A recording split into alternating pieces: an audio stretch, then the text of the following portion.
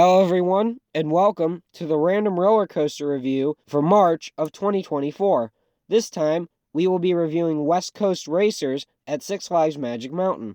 So let's just jump right into this.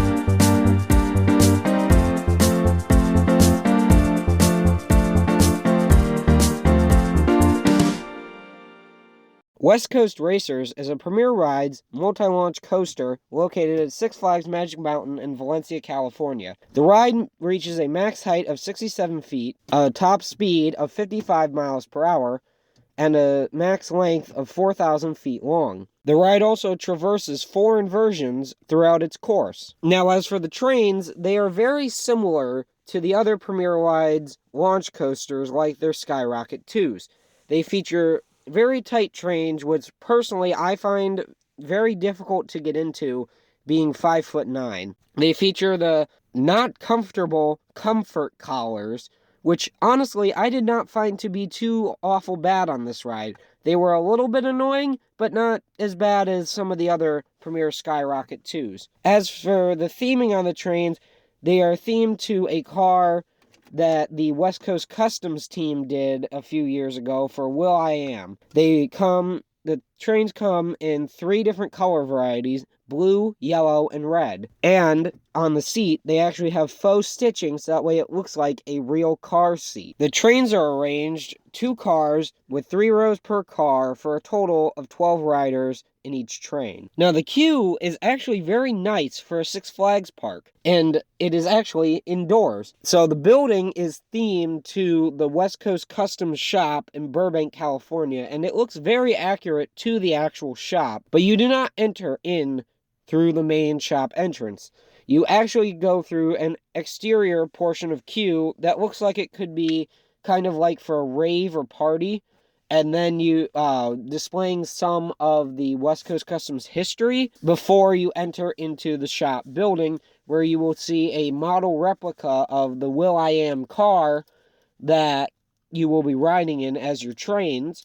You will see different departments that they use to customize the cars, and different tools and other items, and you may even see different parts that are supposed to be like the trains are getting painted in various stages before you climb up to the second story, where you will see the loading station.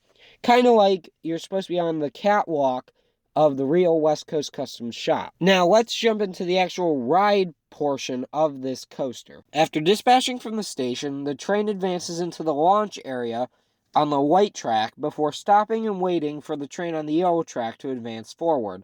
Both trains then take off simultaneously in what is a surprisingly punchy launch. The white track ascends, and the train banks and whips to the left in a wave turn, while the yellow track does the same maneuver except banking right. On both tracks, riders are delivered a strong pop of ejector airtime and some amazing whip, while you see the train on the other track right above you. The white track then whips to the right in a 90-degree turn to the right, before continuing to rotate right again, while ascending slightly into a small 0G stall over the yellow track, which provides some nice hang time. While the train on the white track is doing this, the train on the yellow track unbanks slightly from the wave turn and turns 90 degrees to the right before unbanking into a sharp airtime hill that provides a good pop of ejector while dueling the train in the 0G stall above you. The train on the white track then whips out of the stall and turns 90 degrees to the right, providing some laterals before unbanking into an airtime hill that dips down into a trench while turning unbanked to the left slightly, delivering sustained ejector and some surprising laterals. While this is happening, the train on the yellow track exits the airtime hill and banks and turns 90 degrees left over the white track, delivering a nice head chopper for the white track before the yellow track unbanks and dips down into a trench running parallel to the white track. Both tracks then pass through the second launch, but what's surprising about this launch is it is only a small, powerful jolt halfway down the launch track that will knock the glasses off your head if you're not careful. After the launch, the white track ascends straight into a left-hand corkscrew over the yellow track, delivering a nice whippy snap at the top of the corkscrew. The train on the yellow track ascends into a corkscrew and a small double-up maneuver that delivers a surprising pop of ejector airtime under the white corkscrew. The train on the yellow track then whips through a corkscrew over the white track. Meanwhile, the train on the white track then exits the corkscrew and whips left, beginning a massive 270-degree helix that pulls some amazing, powerful vertical and lateral G-forces.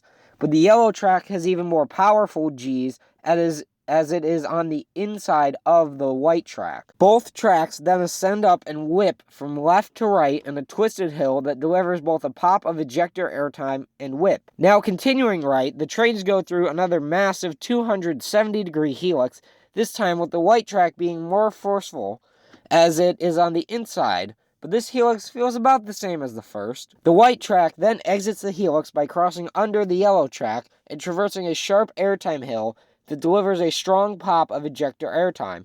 As this is happening, the train on the yellow track unbanks and goes over a tiny bunny hop, delivering a small pop of ejector airtime. The train on the white track begins to ascend while turning slightly before whipping and turning 90 degrees right over the yellow track and hitting the brakes, ending the first half of the layout. As for the yellow track, after the bunny hop, the train ascends into another massive corkscrew over the white track, which provides nice whip before the train turns 90 degrees to the right under the white track before unbanking and popping up into the final brake run, delivering one last pop of ejector airtime. After hitting the brakes, the train on the white track advances through a small show scene that is on the other side of the station.